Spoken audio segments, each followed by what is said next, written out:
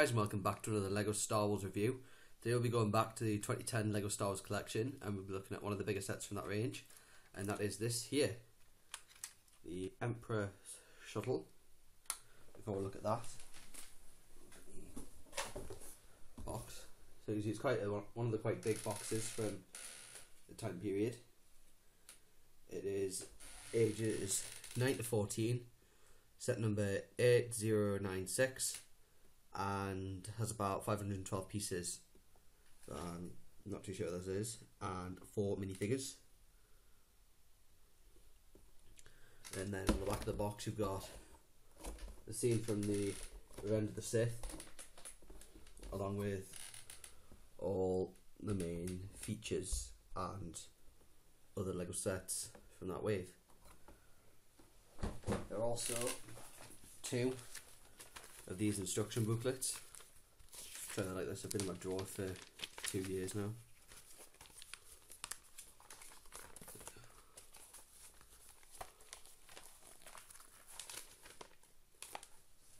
And now we'll have a look at the minifigures. So as you see, you get the Emperor, the surgical droid, Darth Vader, and the clone pilot Captain Kagi. So we'll look at him first. Of course, he's the main pilot for the shuttle. So he would take it to Mustafar and pick up Darth Vader from the lava. The body, like the arms and the legs, are the same as the clone pilots from the ARC 170 fighter in 2009, but the helmet's different because it has comes in like the head is a separate piece, is the actual visor bit, so that would be seen through that to make the clone pilot. Then you have the Emperor Palpatine. This is the same as the Emperor from the Death Star set, only he doesn't have lightning, and he includes his red lightsaber and the hood showing his scarred and deformed face from his Battle of the Mace Windu, along with the yellow eyes.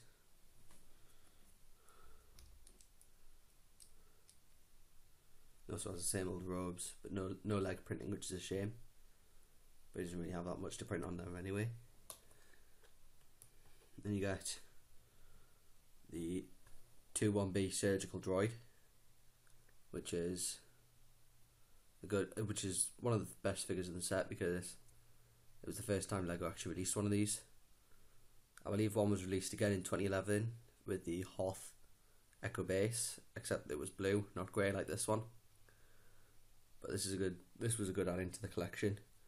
The entire body and head and torso are all one piece, and they came separate to the arms and this different kind of arm and the legs. And finally we have Darth Vader, battle damaged. Of course it includes his lightsaber, but of course at this point in the movie he hasn't constructed it yet. He also has the mask, which is removable. And then you get the burnt Vader face, along with torn robes. I think LEGO have done quite a good job to make this look as realistic as possible, because in the original burnt Vader it was just the same as the Anakin that came in the original Jedi Interceptor set, except he had a burnt face. However, the two inaccuracies here is that he still has his legs and his arm. And if you remember in the movie, they were actually cut off by Obi-Wan. I think that's going to just release to make a full minifigure. Just put the helmet back on. There we go. So yeah, they're the minifigures. They're not too bad, those minifigures. I found them good to have in my collection.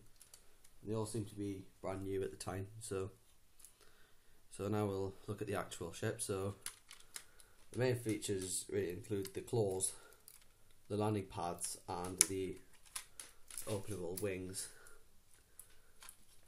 Yeah, these are the main exterior features you have, as well as the openable cockpit, which can sit Captain Kagi in.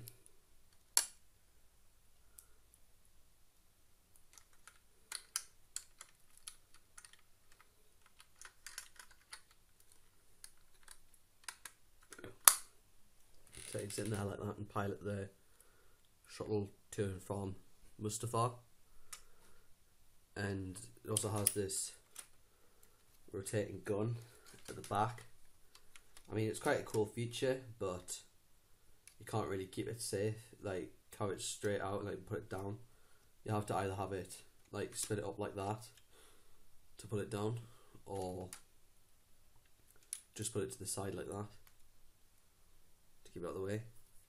And the exterior there is pretty dull. I mean, it's not really that much to see there, but I like the amount of detail that was made on the front of here and on the bit across the top to make the shuttle wings.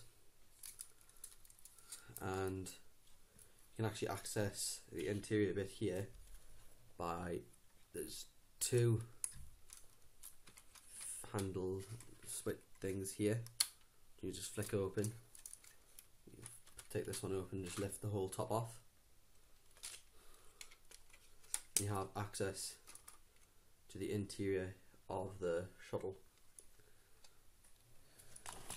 So you have two lightsaber storage points here, where you can just use the Emperors here.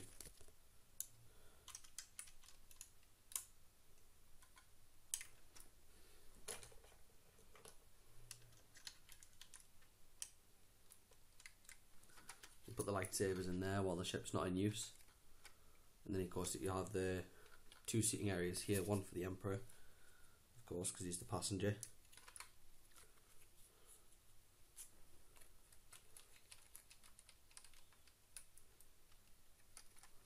So I just got him in there.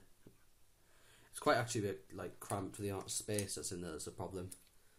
It's mainly taken up because of this thing here, which is sort of like a smaller version of the Vader operating table, because you can lie them down there, and these two bits here can have the mask placed in there, and then you can just, I'll just from a view here, and then you can push the mask on, and then Vader can be put up like that after being transformed. Yes, so the unfortunate thing is that the mask support actually sticks out the back of the ship. That's not new, so I kind of had to keep it like that on the shelf. Like when the whole thing's in flight mode, you'd have to have that put in or stick out all the time. And of course you get the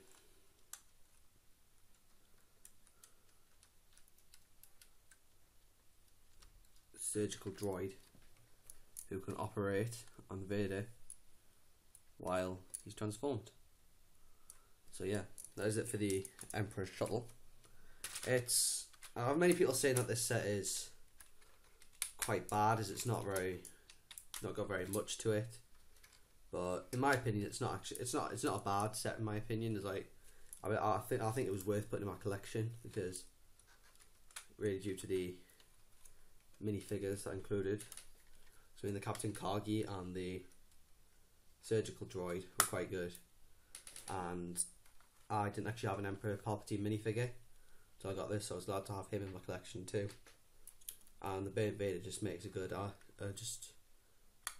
as well. So that's my views on it as well. So, and I've decided that as I'm back at school at the minute, I'll try and do at least one video every week.